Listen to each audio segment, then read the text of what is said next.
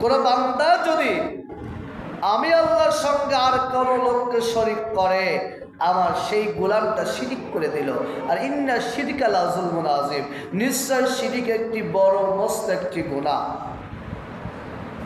তো শিরিক সম্পর্কে গেলে অনেক লম্বা আলোচনা, সময় একেবারে কম, লম্বা বক্তব্য দেওয়ার সময় নেই, এটা একান্ত আপনজনের আমার।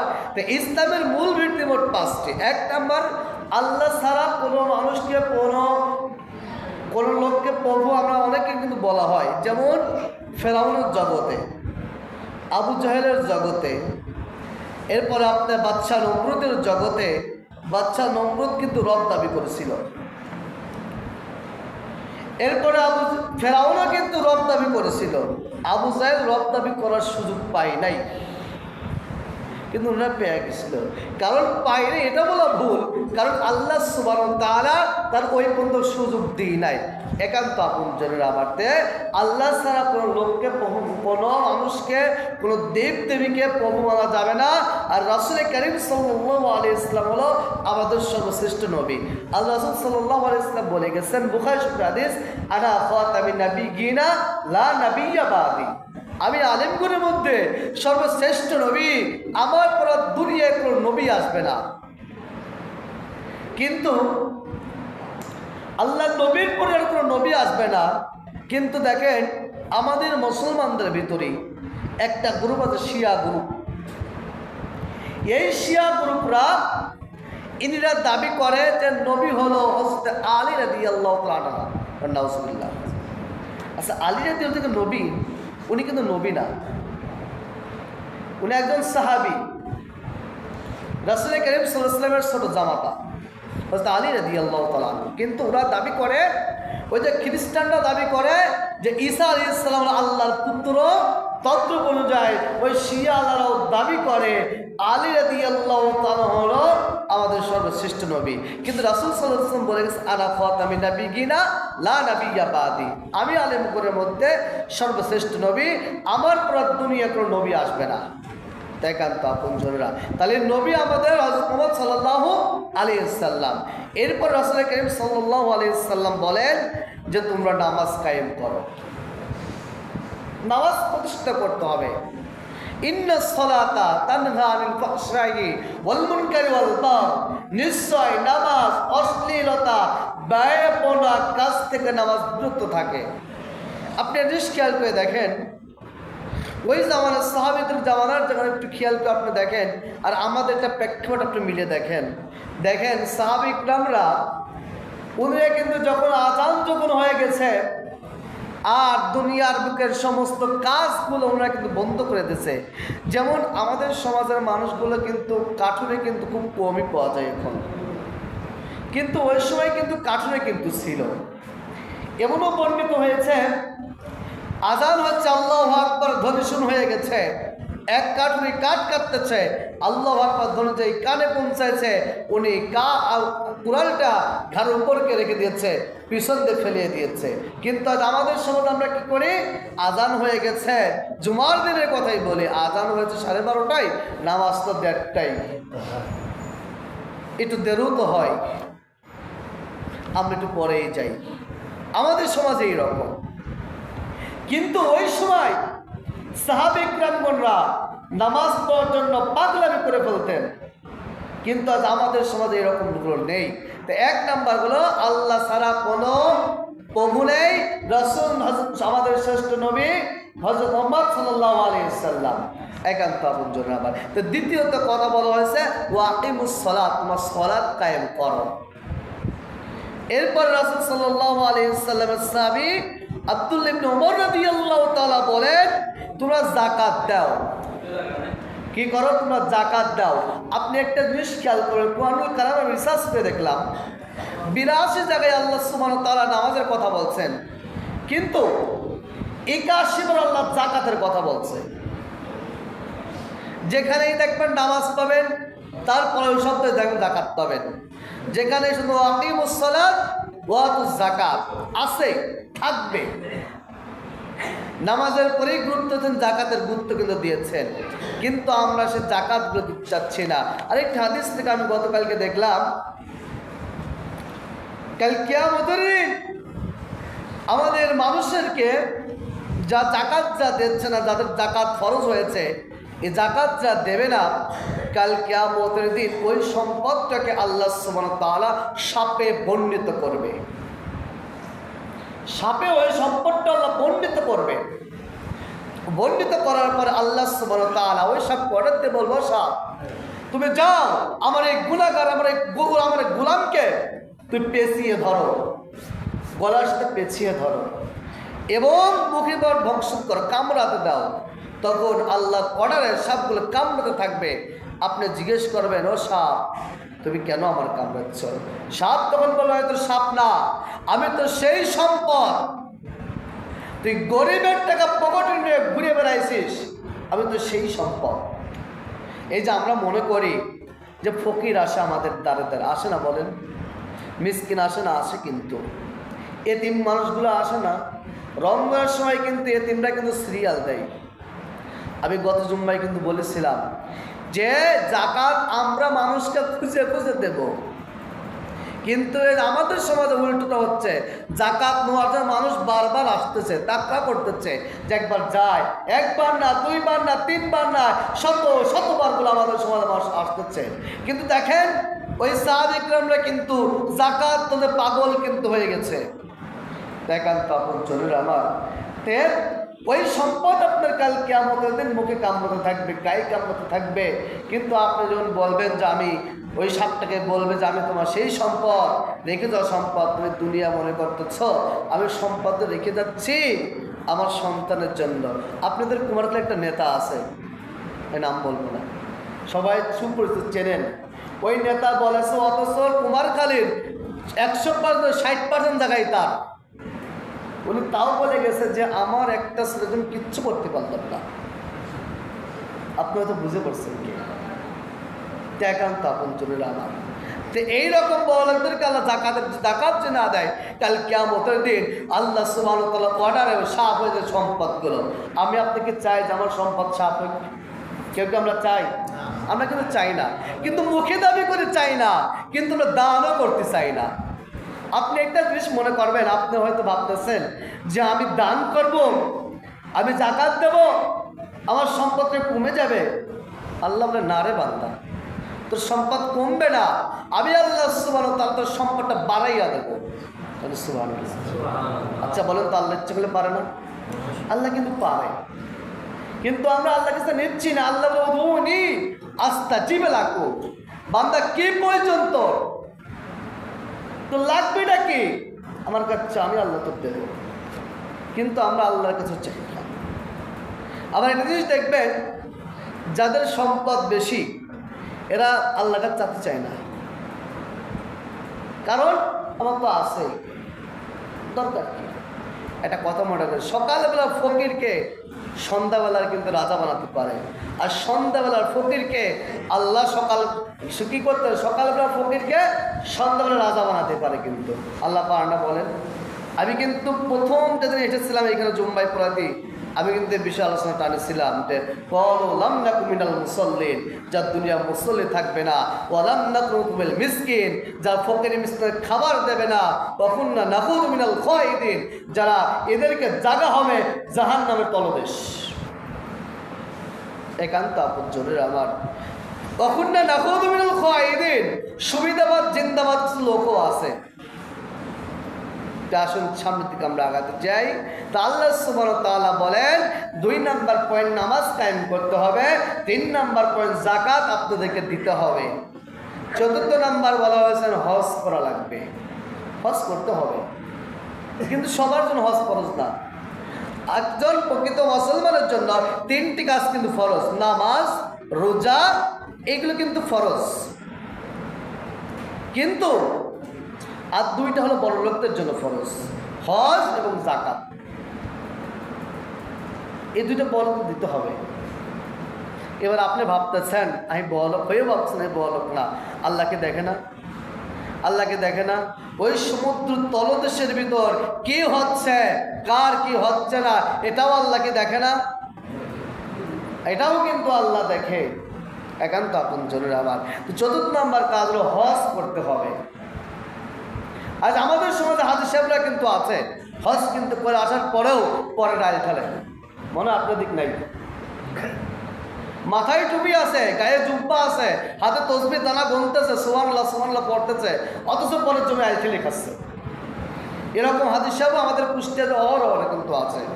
কিন্তু কাল কিয়ামতের দিন আপনি যখন হজ্জন করতে যখন যান সুদের টাকা নিয়ে, ঘুষের টাকা নিয়ে, আবার একজন বলে হুজুর সুদ খাওয়া তো ভালো, কারণ টাকায় টাকা বাড়ে। কী বাড়ে বলেন? টাকায় টাকা আসে।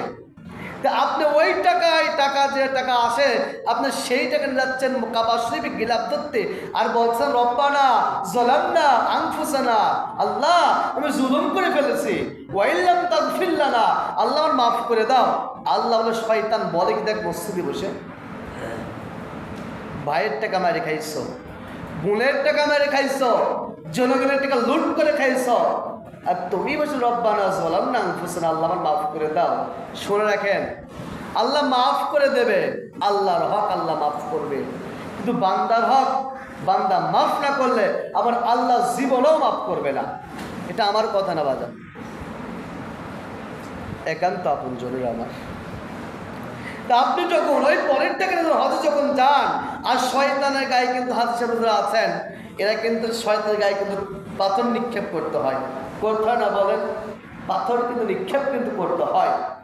যখন আপনাদের পাথর নিক্ষেপ করেন তখন শয়তান বলে মিয়া ভাই আপন রক্ত বেঈমানি করে। মানে কি মিয়া ভাই আপন রক্ত বেঈমানি করে, তার কারণটা কি?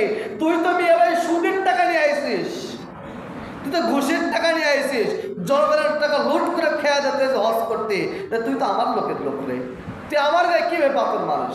আপনি যদি খেয়াল করে দেখবেন, মানুষ কিন্তু বলে আপন সাথে পর ভালো, পরের সাথে জঙ্গলটাই কিন্তু ভালো, বলে না? প্রবাদে কিন্তু বলে। কারণ কি? পরে মানুষ দুঃখ দিলে দুঃখ মেরে নেওয়া যায়, আপন মানুষ দুঃখ দিলে দুঃখকে মেরে নেওয়া যায় না। লালন ফকিরের গান কিন্তু এটা একান্ত আপন। তার মানে কি? আপন রক্ত বেঈমানি করলে সহ্য করা যায় না।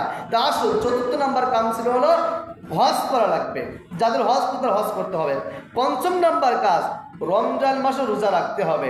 এই রোজা প্রত্যেকটি মুসলমানের জন্যই ফরজ। বালক হওয়ার পর থেকে রোজা রাখা প্রত্যেকটি মুসলমানের জন্যই ফরজ। কিন্তু আজকে আমাদের সমাজে দেখা যায় রোজার মাস আসলে, আমি আগে বলেছিলাম যে পর্দা ফরজ করছে আল্লাহ ছেলে মেয়েদেরকে, কিন্তু চায়ের দোকানটাও পর্দা করে। তার মানে কি? তার মানে একটাই, ওই যারা বেনামাজ, যারা বেরোজগার থাকে, এরা যে চা খাবে কয়টি ইনকাম হবে। কিন্তু এটা তো আমাদের সমাজে থাকার কোনো কথা ছিল না। কারণ আল্লাহ সুবহানাহু ওয়া তাআলা বলেন, পৃথিবীর মানুষেরা তোমাদেরকে আমি 11-12টি মাস দিয়েছি, 12টি মাসের ভিতর একটি মাস আমি তোমাদের জন্য দুপারকার খাবারটাকে হারাম করে দিয়েছি। কি করে দিয়েছি বলেন? আল্লাহ বলছে হারাম করছে, আমরা বলছে তুমি হালাল করে দাও। তাই তো হচ্ছে। আল্লাহ বলে বান্দা ডান দিকে যা, আমরা সে বাম দিকে। কিয়ামতের দিন আল্লাহ বলে বান্দা ডান দিকে যা, আমরা যাও বাম দিকে। কখনো ঠিক হবে না ভাই, একান্ত আপন জনেরা আমার। আপনি একটা জিনিস খেয়াল করবেন, আল্লাহ এখন বলছে বান্দা রোজা রাখো তোমরা।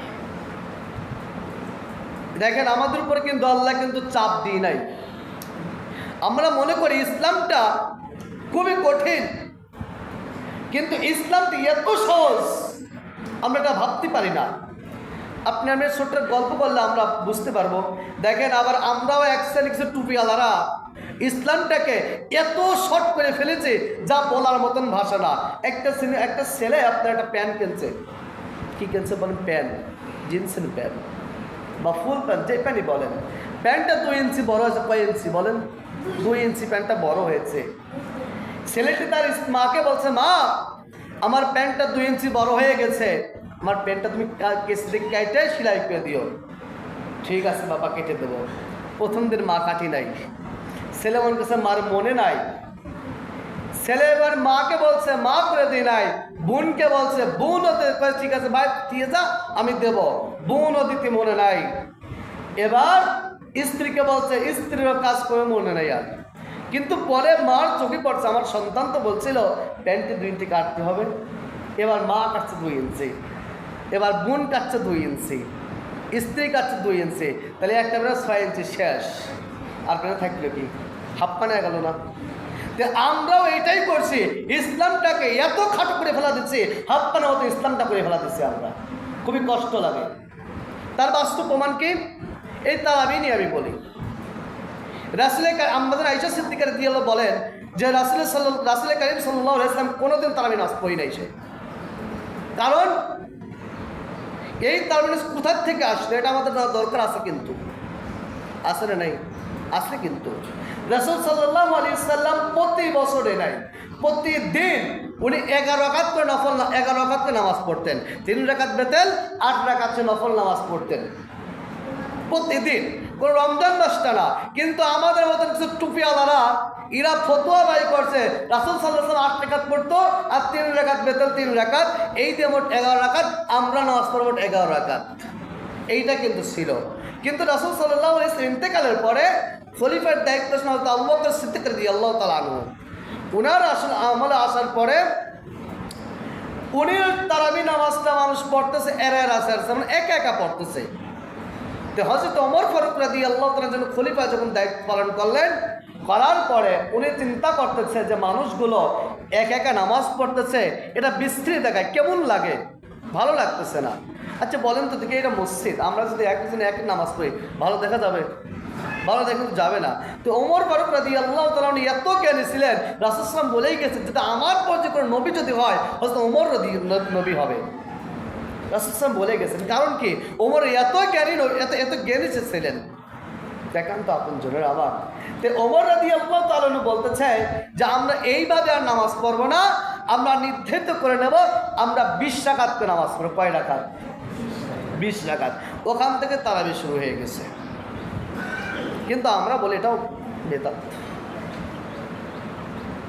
সত্য কথা লাগে, বড় দুঃখ লাগে যে ইসলাম থেকে আমরা হাফ পান না ফেলা দিচ্ছি। আগের সময় আপনি খেয়াল করে দেখেন, আগের দো অনুষ্ঠানে কিন্তু হয়েছে আর এখনকার দো অনুষ্ঠান কিন্তু হয়। এক শ্রেণী আলেমরা ফতোয়া দেয় এই দো অনুষ্ঠানটা জায়েজ নাই। কিন্তু হযরত ওমর ফারুক রাদিয়াল্লাহু তাআলার স্ত্রী কে হযরত ওমর রাদিয়াল্লাহু তাআলা তার স্ত্রীকে বলতেছে, হাফসা আমি যদি দুনিয়ার পক্ষে যেন চলে যাব, আমার একটা বকরিটা রেখে গেলাম, এটা তুমি মানুষকে দাওয়াত দিয়ে এসে মানুষকে ইসলামের কিছু কথা বলে মানুষের মধ্যে এটা বিলিয়ে দিবা। কিন্তু আমরা কি করতেছি? না না না, এইগুলো করা জায়েজ না, এগুলো ঠিক না। দেখেন তো আপন জনের আমার। তাহলে আমি এখান থেকে বুঝলাম যে ইসলামটাকে আমরা আহ্বান করতেছি আর আমরা দৌড়তেছি অনেক মানুষকে। আকীদা তো আমাদের ভিতরে ঠিক নাই, কিন্তু আমরাই আবার লম্বা টুপি পরে আমরাই ফতোয়া দেবো না অমুক আলেম ভালো না, ওই আলেমের কথা শোনা যাবে না। তা আমি আপনাদেরকে বলছি আমি কোনো আলেমের কথা শুনতে না করতেছি না। আপনারা দেখবেন যে সহি আকীদা মানে যার ভিতরে সহি পাবেন তাকেই আপনারা অনুসরণ করবেন। তাই আজকে আলোচনা জাকাত সম্বন্ধে, জাকাত আমরা কীভাবে আদায় করবো সে আমি যে আয়াতটি তেলাওয়াত করেছিলাম সূরা তাওবা 60 নম্বর আয়াত, আল্লাহ সুবহানাহু ওয়া তাআলা আয়াতের ভিতরে বলেন যে অবশ্যই জাকাত পাবে তারা যারা ফকির। জাকাত পাবে কারা? যারা ফকির। 2 নম্বর বলা যারা মিসকিন তারা জাকাত পাবে। 3 নম্বর বলা হচ্ছে জাকাত আদায় বন্টনের কর্মচারী। এই যে আমাদের কর্মচারী থাকে না, আমাদের এখন দায়িত্ব কর্মচারী থাকে না, এদের ভিতরে যে গরিব থাকে এদেরকে আপনি জাকাত দিতে পারেন বা আপনার আত্মীয় স্বজন খুঁজবেন।